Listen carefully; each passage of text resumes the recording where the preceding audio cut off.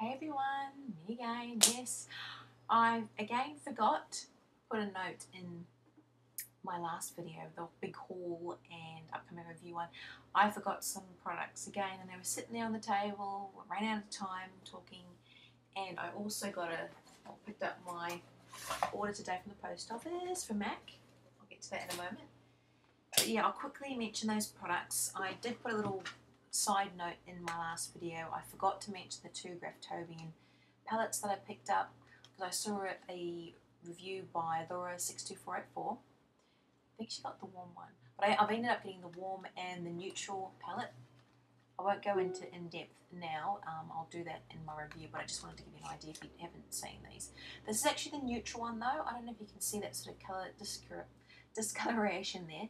It's actually, I didn't get it from the Grapefruit website, so I mean, or from overseas, because looking at the exchange rate, because I'm in Australia, and also the time and the cost of the freight, worked out cheaper or just as good to get it through a local supplier. I ordered through makeupandglow.com.au, but it was like a 30-degree day. It took a couple of days to get here, but that sort of colour came to the top, and it's sort of like sweat beads on it. You probably can't see that. But basically on the warm one, which I've actually used, I just wanted to show you that before I cleaned it up. You can see that. That's the warm one, number one. There's a couple of different variations in each range. There's warm, neutral, and cool, and then you've got, I think, 3 different ones. I'm not sure. But I just sprayed it with 90% alcohol, not directly on it. It's a cream. It's a HD cream. Just on one of my antibacterial wipes and just dabbed off that stuff, and it's been fine. I haven't had any issues with them. They're very, very creamy, very thick, so you only need the smallest amount. And I've been mixing it with my other foundation, with using them as highlighters and concealers and as my makeup, and with my tinted moisturiser and with moisturiser, but I'll get to that in a review, so that's coming. I also got to mention a couple of other random. Oh, this one. For those of you that haven't seen some of my other videos, I change my mascara every 7 weeks. That's not because I'm fussy, it's just sort of, I find it probably the most effective at the end of or around that time, 2-month sort of period. It gets a little bit clumpy. Because I wear contacts, I'm very self-conscious about keeping everything sort of hygienic, not sort of, yeah, I don't want anything to sort of happen, so I just change it up. I don't share my mascara. But it also gives me a chance to try other different brands. There's so many different mascaras out there that claim so many different things. Some just do obviously volumizing, length, etc., etc. Currently, I'm using the Maybelline Colossal Effect. I had been using for a little while my L'Oreal Architect, which I love. I still cannot find it, so maybe it is discontinued. We haven't had a look around at some of the outlets. I can't find it. But I am happy with the Maybelline one so far. I'll be changing up in about 3 weeks. So I got this one while it was on special because I've been wanting to try it. It's the MaxFactor False Lash Effect.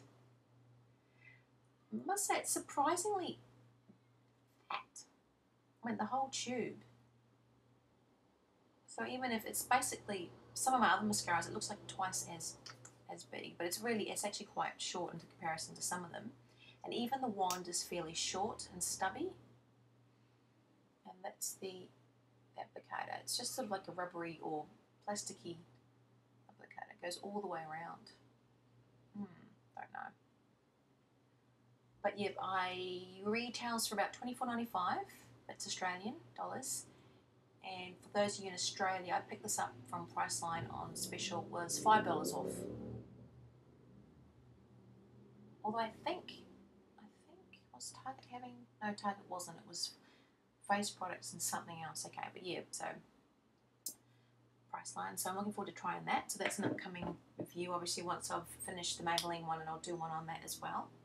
So I do with mascaras. Another thing that I've picked up, not obviously a face product, but it's the Neutrogena Sunless Lotion. This one's for fair to medium skin tones, and it's the Grapefruit Nectarine. Now it says a sheer sort of finish. It says dries in 5 minutes, that's fairly true, but it says starts to develop within 2 to 4 hours and lasts for days. I haven't seen it that to be true, but maybe because I was using a little bit, because I wasn't sure of the effect.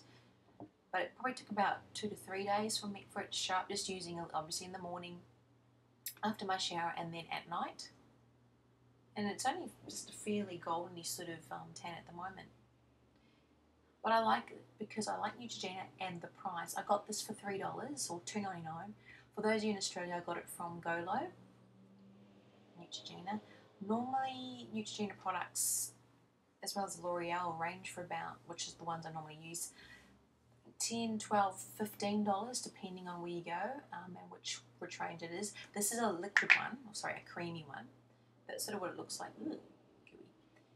But it really doesn't smell like grapefruit and nectarine. To be honest, it smells like a lot of the Neutrogena sort of suntanny or lotiony ranges. It doesn't smell like grapefruit or nectarine. And I suppose the closest fruit it does smell like is a lot of the mango body butters.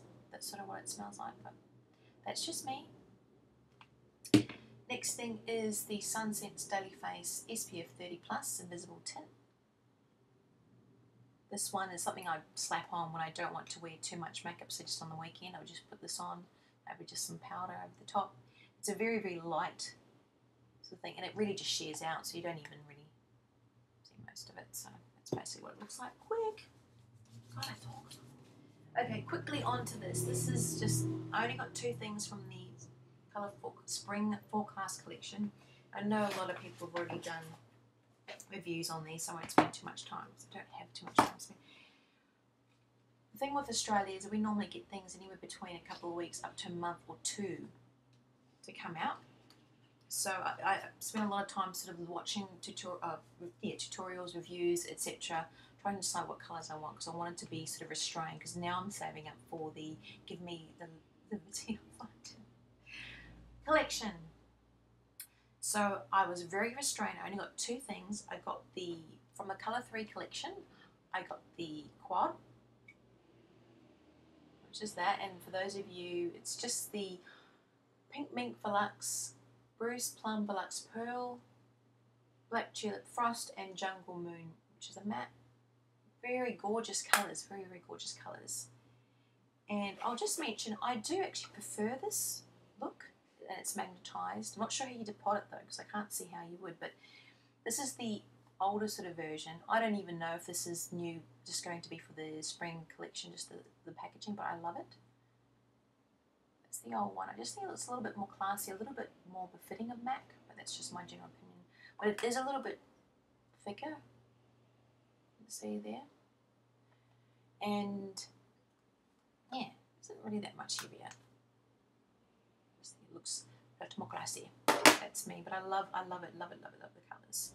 So I'm excited to try that. And the second thing I got was the Abalone Shell from, I think, the 4th collection, number 4, which is a very neutrally colour actually. I just wanted something neutral. I don't have anything like this. Abalone Shell.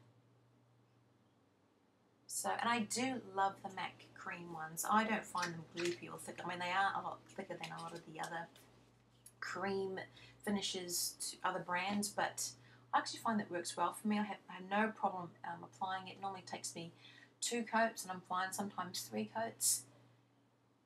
It dries really quickly. I also find, because I don't buff my nails all the time, I've got the Cool Reserve by MAC on. I just love that one. Limited edition, I can't get it anymore. Yes, so I just find it applies really well. I don't have to buff my nails all the time, but it sort of covers the ridges. But yeah, love it. So that's that. But I am saving up. There's one more thing I want to get from the Spring Forecast collection. I think it's from the Colour one, which is the pinks, I believe, is the Blush Ombre Azalea. I love it, but it's like $52 Australian dollars, I believe, and not at the moment. So I've got to restrain myself. So I'll save up a little bit for that. I'll get that one, and that'll be it for me with that collection, and then I'll just wait for the Give Me Liberty London. That'll be good. And my next upcoming review, as I mentioned in my other one, because now I'm rambling, is all the next stuff, so I'll be doing one there. So okay guys, sorry again, yapping away. Thanks for watching, take care. Please leave some feedback and comment below, and take care.